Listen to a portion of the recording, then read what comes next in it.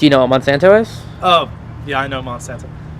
Probably the reason I hate GMOs as much as I do is because of Monsanto. Monsanto has been under scrutiny by the farming community because of their patents, which allow them to sue farmers who replant seeds in future seasons following the one they purchased the seeds and received a license. Issues have arisen in which farmers have planted crops not engineered by Monsanto in fields adjacent to other farmers who used Monsanto seeds, and cross-pollination has led to Monsanto threatening the organic farmers over their inadvertent use of the patented genes. The issue has been brought to the courts on several occasions, most recently in Bowman v. Monsanto and Organic Seed Growers and Trade Association v. Monsanto. In the case of Bowman, the plaintiff was sold seeds at a farmer's market by farmers who had purchased them in the year prior from Monsanto. When Monsanto discovered this, they sued Bowman. Bowman launched an appeals case stating that the patents would have exhausted within the first generation of the crop sold by Monsanto. The court found that Monsanto's patent did not expire with the first generation, and Bowman lost the case in a unanimous decision in favor of Monsanto. Another case, OSGTA v. Monsanto, aimed to protect farmers from being sued in the event of cross-pollination with Monsanto crops. The court sided in favor of Monsanto, again, on the condition that the biochemical engineering firm promised not to sue anyone for this reason. Monsanto agreed, yet farmers still feel as though there has been some injustice. A major negative effect on small-scale and family farms has been the resistance of Monsanto's crops. Similar to bacterial superbugs that are resistant to antibiotics, many pests are becoming resistant to Monsanto's crops and pesticides. Because of this, all farmers have to increase their use of traditional pesticides.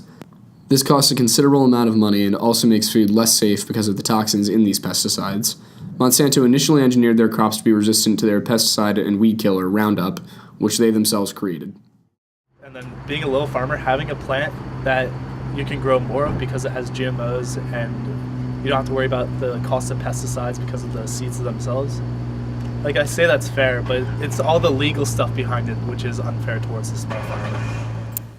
While many farmers are struggling with resistant weeds, others who work firsthand with the crops will only buy and produce genetically modified seeds. As stated by a supporter, one farmer believes those who oppose GM crops are those who don't work closely with them, claiming it is a different perspective when you're with them in the fields all day.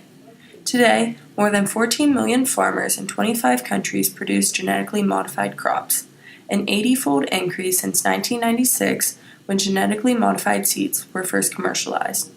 As compared to conventional methods, one farmer claims that genetically modified foods are easier and safer because farmers don't have to spray them as frequently with herbicide and insecticide. Claiming his genetically modified crops produce a higher yield, another farmer's assessment coincides with the goal of the crops, which is to improve farming productivity by crop damage attributable to pests, drought, poor soil, and crop viruses, bacteria, or fungi. With the population expected to skyrocket and reach 9.1 billion by 2050, malnutrition and hunger have come to the forefront of global issues. The technology that is now at our fingertips and the research that is being developed and finalized gives us the information to produce the rising amount of food that will be needed. The greatest example of a genetically modified crop solving this issue is golden rice. Containing beta-carotene, it is predicted to prevent the vitamin A deficiency that blinds and kills children in underdeveloped nations. Genetically modified crops are hypothesized to help solve this issue by many, but others hold on to the belief that organic farming is still our best bet at solving this crisis. Those against GMOs contend that neither intrinsic nor operational yield is increased to a significant extent, while conventional methods with herbicides produce the same amount of food.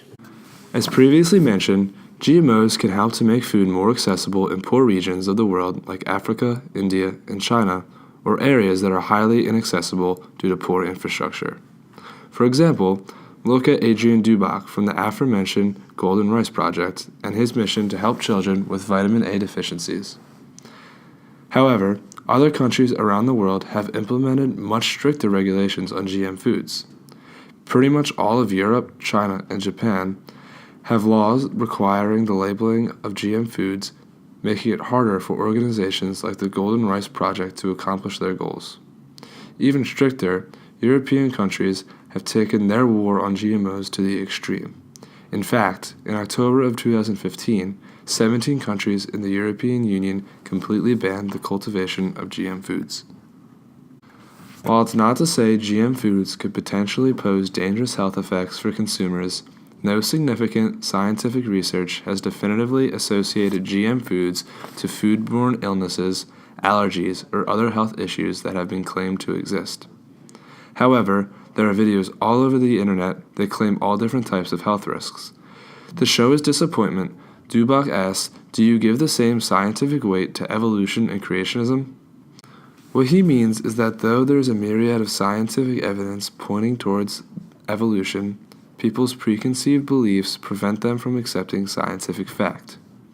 In the case of GM foods, people make claims about its health risks without substantial scientific proof to back it up. It seems to be less about the science and more about people wanting to understand what is in their food. The labeling of genetically modified foods has been hotly contested over the past couple years, with the public seemingly split on the issue. Currently, the non-GMO label you might see on many products is not actually a government-certified label such as the Department of Agriculture's USDA organic label, but rather this label is given by a nonprofit known as the Non-GMO Project. The project claims to have certified over 24,000 products. For scale, an average supermarket tends to have 40 to 50,000 products. The total sales of non-GMO certified products has tripled over the last year to an estimated $8.5 billion. However, this high number does not necessarily represent any sort of scientific breakthrough about the safety of GMOs, but rather a breakthrough about public perception. The CEO of Popcorn Indiana, Hitesh Hajarnavas, said, "We've put it on our labels because it was something our customers wanted to know." And it's not just small companies like Popcorn Indiana that want to appeal to their customer base. Companies like Chipotle are acknowledging that even though there's no scientific proof about the long-term danger of GMOs, they are still choosing to remove GMOs from their products to appeal to their customers and their peace of mind. In addition to removing GMOs from their products, some of Chipotle's media campaigns portray a somewhat inaccurate representation of what genetically modified foods are. And portrayals like these may have led to some of the public's unwarranted fears about what GMOs are and how they are created. A spokeswoman for Nicola Sturgeon, the leader of the Scottish National Party, admitted that the First Minister's scientific advisor had not been consulted prior to the banning because the decision wasn't based on scientific evidence. Instead, the priority was given to protect the clean, green image of the country's produce. At the end of the day, what the issue about GMO labeling and even the banning of genetically modified food comes down to is not science, but rather the public perception and their willingness to purchase and eat genetically modified foods.